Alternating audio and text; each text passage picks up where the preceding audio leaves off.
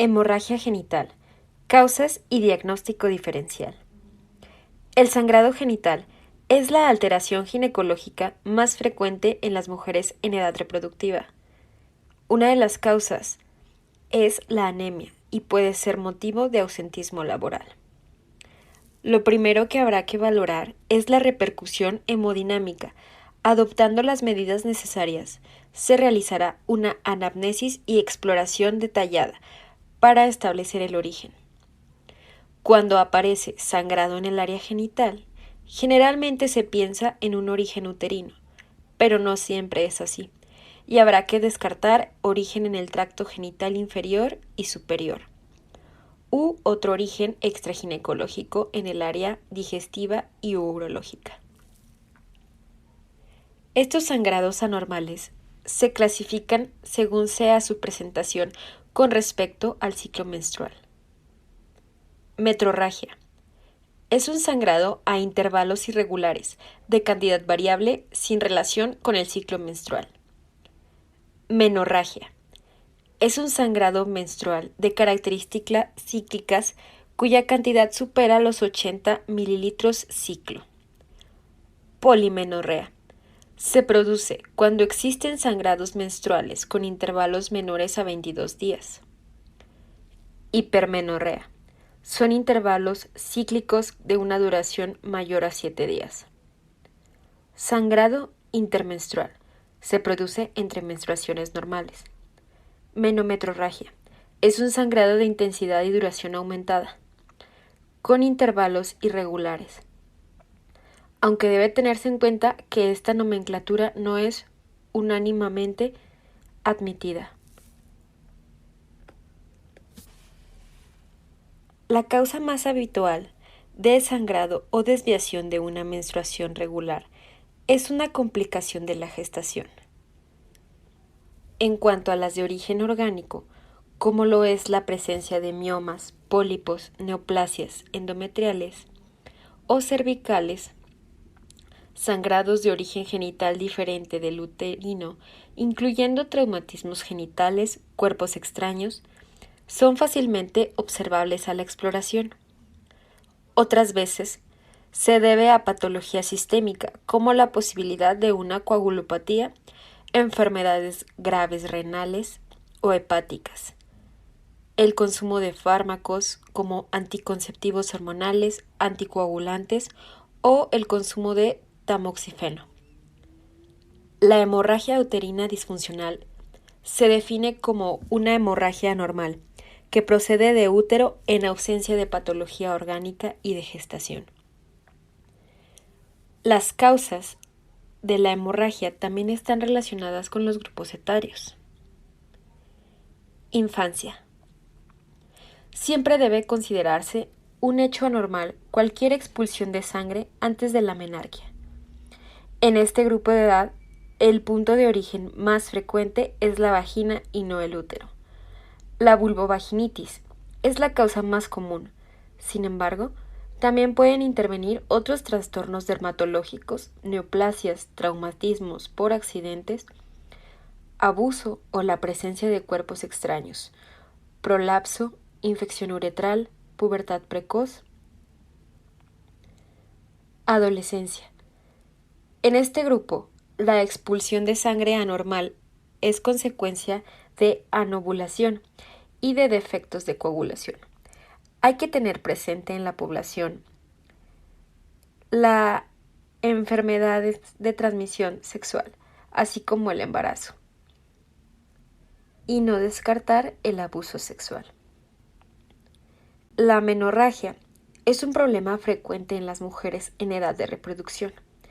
Al aumentar la actividad sexual, también se incrementan los índices de expulsión de sangre vinculadas con el embarazo y con enfermedades de transmisión sexual.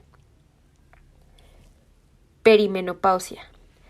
La expulsión anormal de sangre uterina es un problema clínico fuerte y explica el 70% de todas las visitas que hacen las mujeres perimenopáusicas y posmenopáusicas al ginecólogo por disfunción del eje hipotálamo-hipófisis-ovarios, Con la edad aumenta el peligro de desarrollar neoplasias benignas o malignas. Menopausia. Por lo general, los cuadros son benignos. Muchos de los casos son consecuencia de atrofia del endometrio o de la vagina. Diagnóstico. Una anamnesis detallada es el instrumento aislado más útil para el diagnóstico diferencial del sangrado. Interrogatorio. 1. Edad. 2. Antecedentes familiares, sobre todo de cáncer de endometrio, colon, ovario y mama. De los antecedentes personales, es preciso analizar las alergias, cirugías, existencias de patologías extraginecológicas, como la presencia de hemorragias, hematomas frecuentes, petequias, taquicardias, síntomas vasomotores o si está tomando algún tratamiento que podría causarle el sangrado como psicotropos, anticoagulantes, corticosteroides, citoestáticos y hábitos tóxicos. 4. Antecedentes personales ginecológicos a tener en cuenta son menarquia, fecha de la última menstruación, característica de los ciclos menstruales, fecha de la última gestación, actividad sexual y método anticonceptivo que se utiliza actualmente. El diagnóstico diferencial del sangrado ginecológico, según las características, puede ser ovulatorio o anovulatorio. El ovulatorio puede ser síndrome premenstrual y ciclos regulares. El anovulatorio consiste en la ausencia del síndrome premenstrual y ciclos irregulares, de tal manera que aquí hay una alteración eje hipotálamo-hipofisiario. Se realizará una valoración del sangrado, la cantidad, el inicio, la frecuencia, duración y relación de las actividades de la paciente. Buscar síntomas acompañantes como dolor y su localización, fiebre, leucorrea, disuria, alteraciones digestivas. Para clasificar la etiología del sangrado, es importante el examen físico del paciente.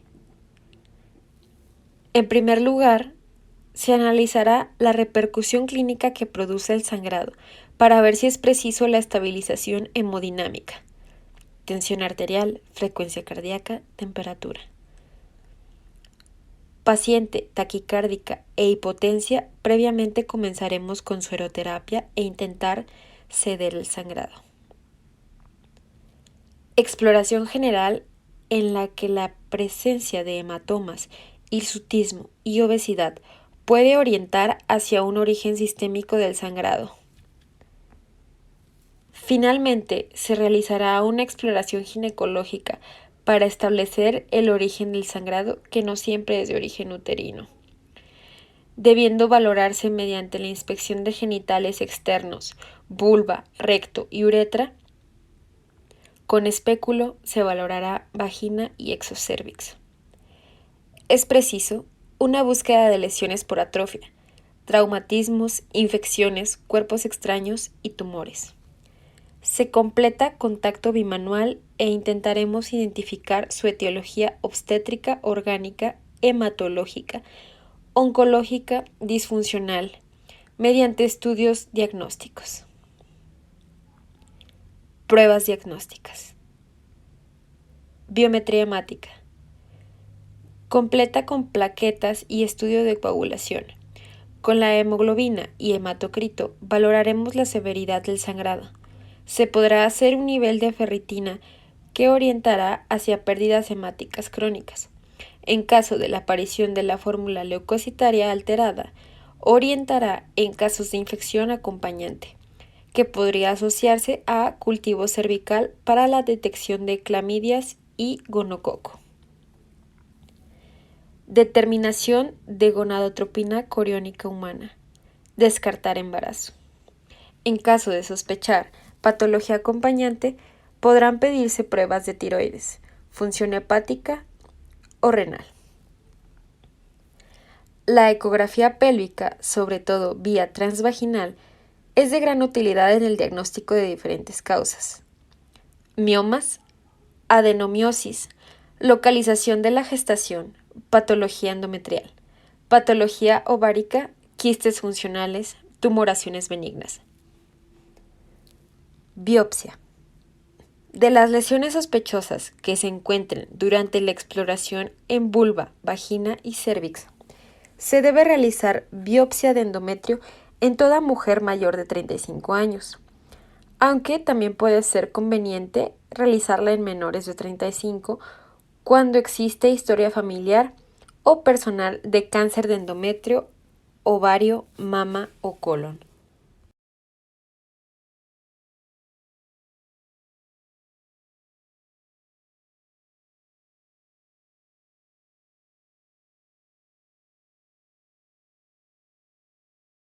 El endometrio es la mucosa que recubre las paredes internas del útero. Una biopsia endometrial es la extirpación de una muestra de tejido del endometrio para su evaluación.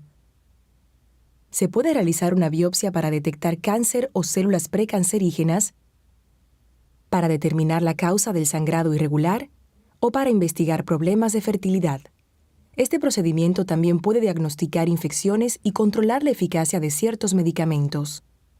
Una biopsia endometrial se puede realizar en el consultorio del médico y puede durar de 10 a 15 minutos sin necesidad de utilizar un sedante.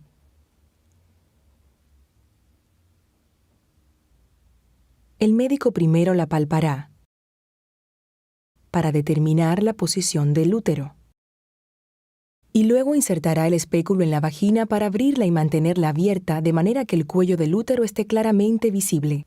El médico puede utilizar otro instrumento denominado tenáculo para sostener el cuello uterino y mantenerlo firme durante el procedimiento. Luego pasará un tubo flexible largo y delgado denominado pipel por la vagina y cuello del útero y dentro del útero.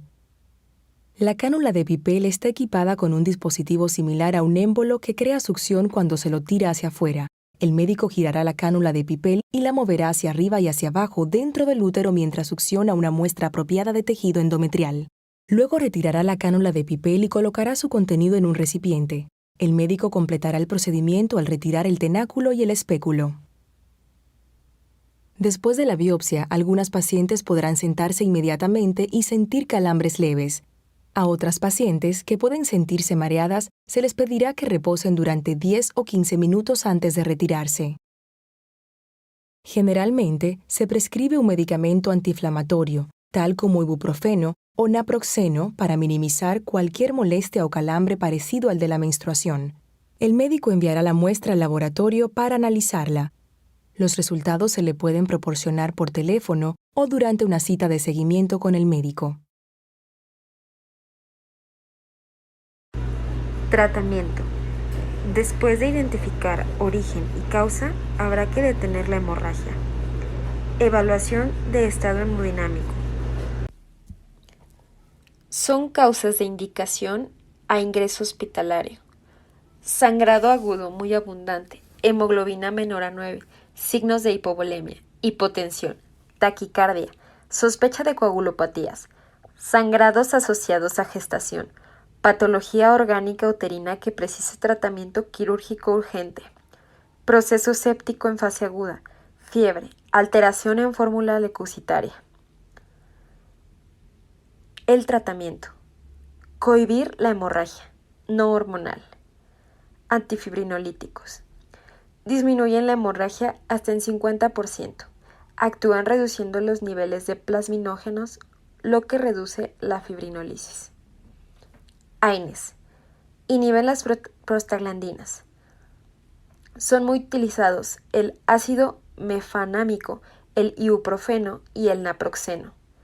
Se deben usar con precaución en mujeres con antecedentes de hemorragia digestiva o en pacientes con insuficiencia renal. Estrógenos.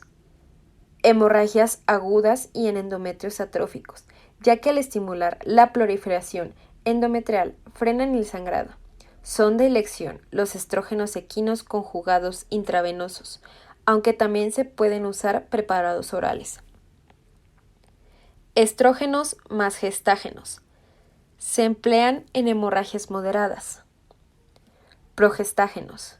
Se administran diariamente del 5.2 al 26.2 día del ciclo, ayudando a controlar la pérdida hemática a corto plazo, siendo especialmente útiles en casos de endometrios hiperplásicos proliferativos, además de suprimir la esteroidogénesis ovárica. DIU, levonorgestrel, reduce el sangrado en más del 95% de los casos. Danazol. Es un esteroide sintético que inhibe la esteroidogénesis en el cuerpo lúteo, bloqueando el pico de FSH y LH, por lo que produce un aumento de andrógenos y descenso de estrógenos. Quirúrgico. Las indicaciones del tratamiento quirúrgico en pacientes con hemorragia uterina anormal de origen no anatómico incluyen falla de tratamiento médico, contraindicaciones farmacológicas, anemia con alteraciones hemodinámicas, legrado endometrial.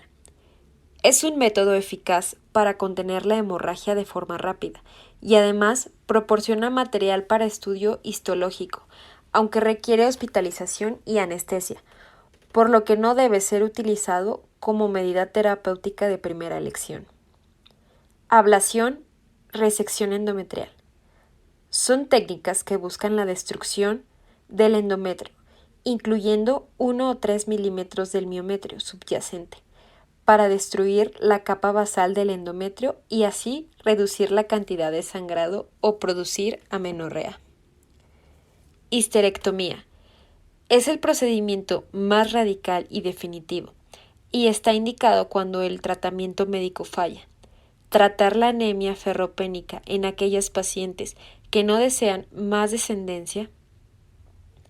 El examen anatomopatológico demuestra una hiperplasia endometrial atípica. El tratamiento después de la estabilización hemodinámica será específico en cada caso y dependiendo de la causa y origen de esta. Valoraremos el estado general de cada paciente, su tensión arterial, pulso, de tal manera que la consideraremos inestable o estable según nuestros signos vitales. Si nuestra paciente se encuentra inestable, procederemos a la venoclisis, hemograma y coagulación urgentes, aporte de líquidos, iones, sonda Foley, de tal manera que los sangrados que precisen un ingreso llevarán tratamiento médico o tratamiento quirúrgico.